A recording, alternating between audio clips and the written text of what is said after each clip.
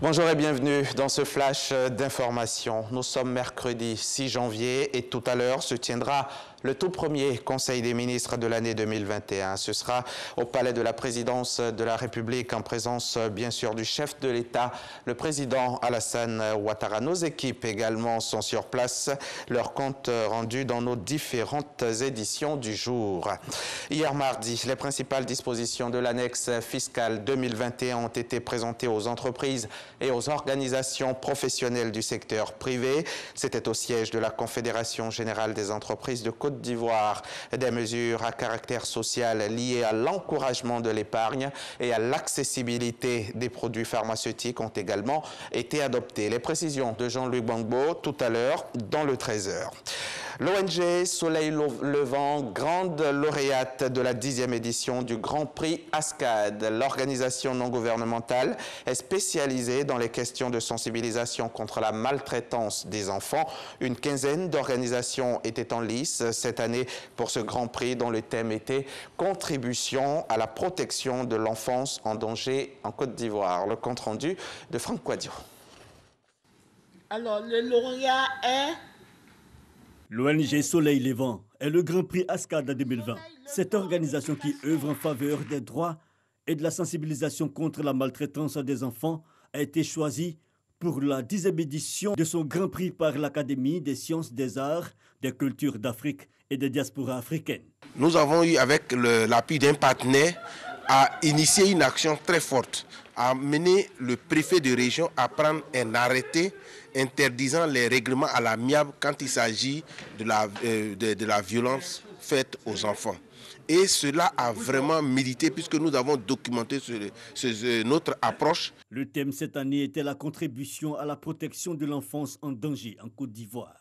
Les enfants ne doivent pas être maltraités ou réduits à des sujets passifs nécessitant une protection particulière parce qu'en danger, ils doivent eux aussi être en mesure de participer à la construction de la société.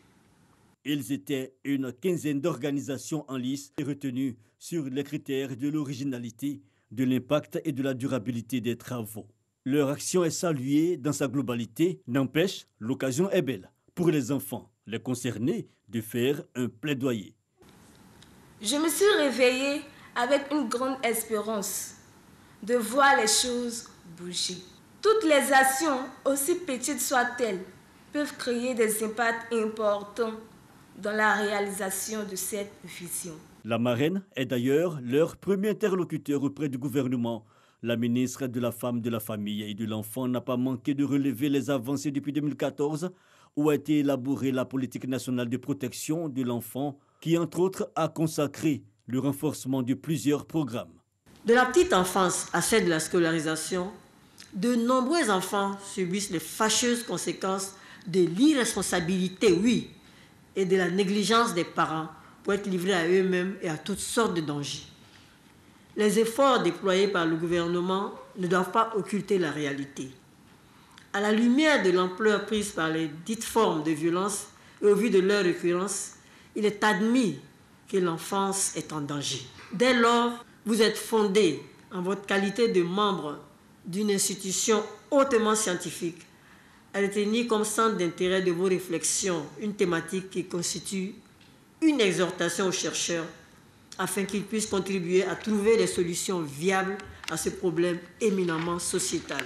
Prévu se tenir le 23 juillet dernier, cette cérémonie d'attribution du Grand Prix ASCAD 2020 a finalement eu lieu le 30 décembre 2020. Les ONG Kavokiva, Cœur d'amour et Dignité et Droits pour les enfants ont obtenu les 2e et 1er prix d'encouragement.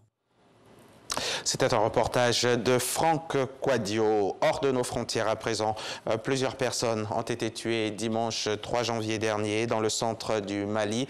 L'armée française affirmant ce mardi avoir frappé des dizaines de djihadistes, tandis que des villageois et une association locale parlaient, eux, de civils atteints par un appareil non identifié lors d'un mariage. L'état-major français admet que la force Barkhane a bien mené une opération dans la région de Douentza, non loin du village de Bounty, mais pour l'heure, il est cependant difficile de savoir ce qu'il s'est réellement produit cet après-midi-là dans cette zone reculée du Gourma malien.